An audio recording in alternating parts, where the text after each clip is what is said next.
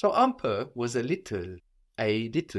So A is un. And again, that N is getting swallowed up. It's at the end of the syllable. It's getting swallowed up and affecting the vowel before it. We know that the U is like in tu, no? But here it sounds un peu because the N is getting swallowed up into it and changing that vowel. So un is a little un peu. How would you say a cake? A gâteau. Un gâteau. Un gâteau. A coffee. Un café. Un café. So the N is not really pronounced. No, we don't go so much into it. It's just affecting the vowel before it. Un café. How is, again, you want? You want? Tu veux. Tu veux. So the U of tu is quite different to the U of un. No? Tu veux. And how would you say do you want? In our more proper or formal way of making questions. Do you want? Veux-tu? Veux-tu? Do you want a cake? Do you want a cake? Veux-tu un gâteau? Very good. Veux-tu un gâteau? Veux-tu un gâteau? Do you want a coffee? Veux-tu un café? Very good. Veux-tu un café? Un, un, is for masculine nouns. Those that take le for the and it. For feminine nouns like la baguette, la bicyclette, la situation, la porte, we have une. Une. And this is spelled U-N-E. So this E on the end of une is like the feminine E that we've seen on the end of other feminine nouns. No, like la porte, like chose, which is also feminine, the word for thing, la chose, C-H-O-S-E, la baguette. So the E on the end of une is like this feminine E. So that can remind us that une is for feminine words. And this E is also showing us now that we pronounce that N. The N is not on the end of the syllable anymore. We have two syllables now, une. Even though we don't generally pronounce that last E on the end, that's still like part of a separate syllable. So the U is just like in tu. And then we just get une in most dialects of French. But of course we could also hear une with the E on the end. So U-N-E, une, A for feminine words. Une. How would you say, do you want a baguette? Veux-tu une baguette? Veux-tu une baguette? Or like I mentioned, in some dialects of French we might hear une. But if we had that accent to pronounce the E on the end of une, then we would also do that on baguette. Veux-tu une baguette? But that's not so common in French. Can you prepare an invitation? Of course, an and a is the same in English, no? An is just what we have before vowels in English. So an or a is both une here. So can you prepare an invitation? Peux-tu préparer une invitation? Peux-tu préparer une invitation? What was again I must or I owe related to debt in English?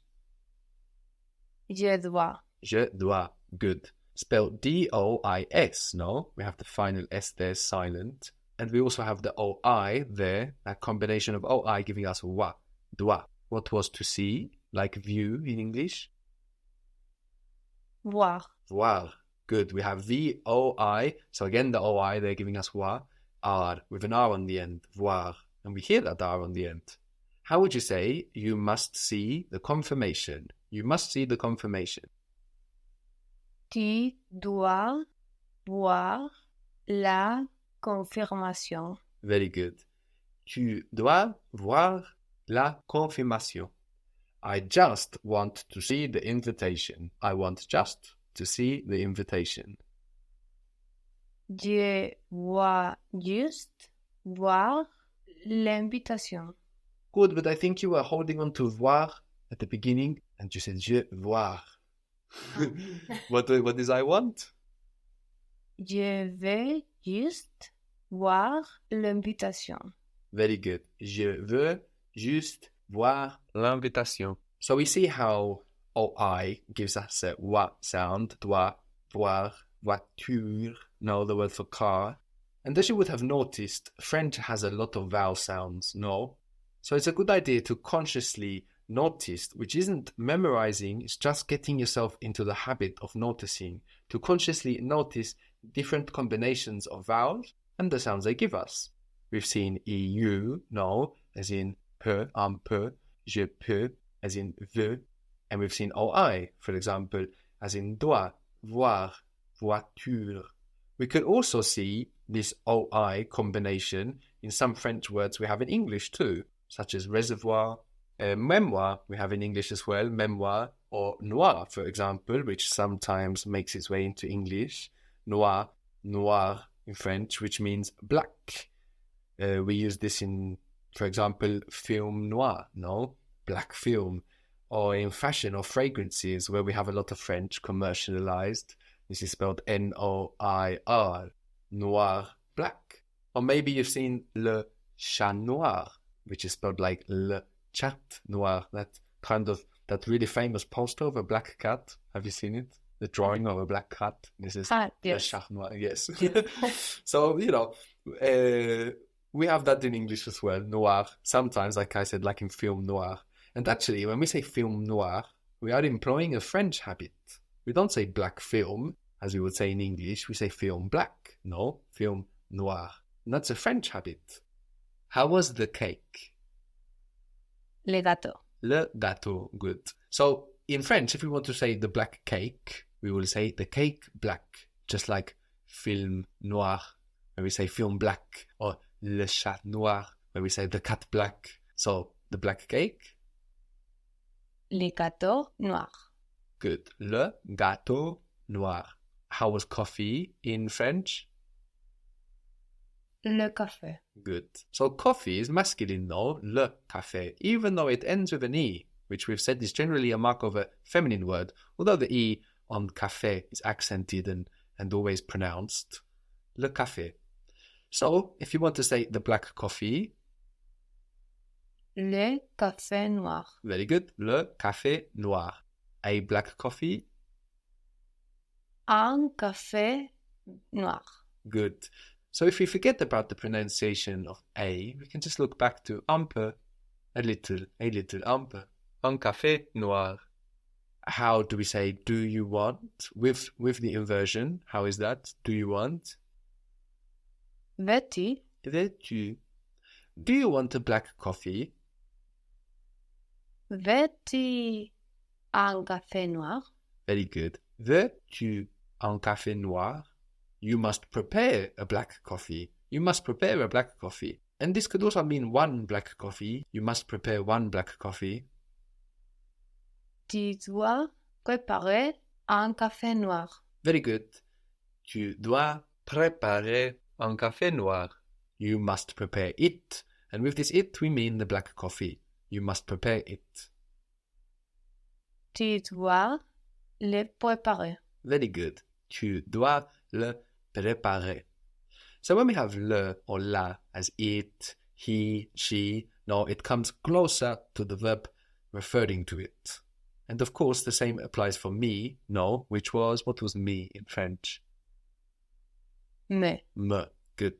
You must see me later. You must see me later. Tu dois me voir plus tard. Very good. Tu dois me voir plus tard. So the information there in French comes in a slightly different order, no? You must me to see later. You must prepare me. How would you say that? You must prepare me. Tu dois me préparer. Very good. Tu dois me préparer. You must see the introduction. You must see the introduction. Tu dois voir l'introduction. You're a bit insecure about the pronunciation of introduction, no? Yes, it is a bit difficult. So just take some time to go through each syllable. Think about how it will sound. So the first bit. Intro. Good. Duction. L'introduction. So at the end there we have duction. L'introduction. We have C like que and then the T like se. Very good. So give it to me all together, and you don't have to hold on to that in your memory. No, what you need to hold on to is the process, which is taking your time to go through it slowly, and whatever time you need to be sure about what you're doing. So you must see the introduction. Tu dois voir l'introduction. Tu dois voir l'introduction. To introduce, in the sense of introducing people. For this, you will say to present in French rather than trying to find to introduce. So how would to present be in French, to present? We can start with finding presentation. Présentation. Présentation. So we have P-R-E, the E with an accent, so we get pré with this E sound. And then we have S-E-N. This S sounds like a Z, like in English, presentation. But we have E-N. We have an N on the end of a syllable. So that's going to be sucked into the E, which changes the sound. Présentation. Like in the number 30, which was 30. And there we had T-R-E-N-T-E. So how would to present be to present? Présenter. And the S is like a Z, the S between vowels. Présenter. Can you introduce me? Can you present me? Peux-tu me présenter? Peux-tu me présenter? Very good.